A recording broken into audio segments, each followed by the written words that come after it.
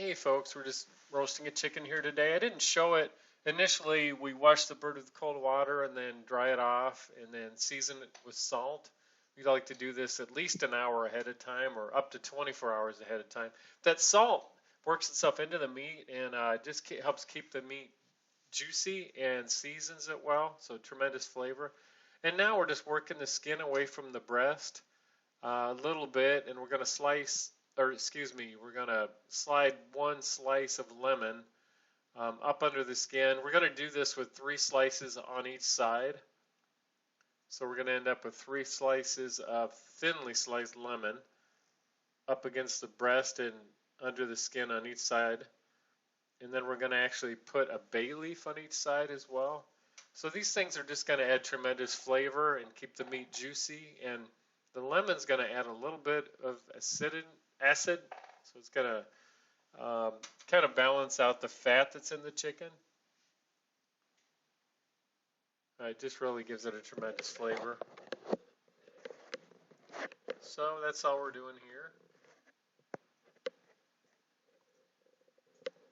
And then next we're going to go ahead here in a second and we're going to put some aromatics in the cavity of the chicken. So I've cut up some carrot and some celery and 3 or 4 cloves of garlic and either a small onion or a portion of an onion. You could use a shallot. Any kind of onion's fine. I think we just have a regular yellow onion here, or white onion. You could use a Vidalia or any kind of onion you want to put.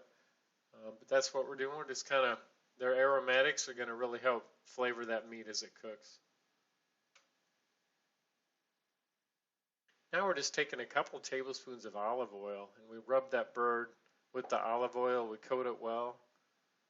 And that's just going to help give us a nice even browning of the bird. It's going to help get the crispy skin.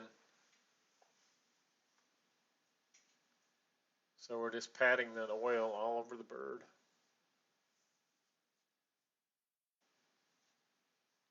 And you can use canola oil, which actually, technically might be a better oil to use. It works a little better at high temperature, but I think I'm using olive oil here, which is fine as well.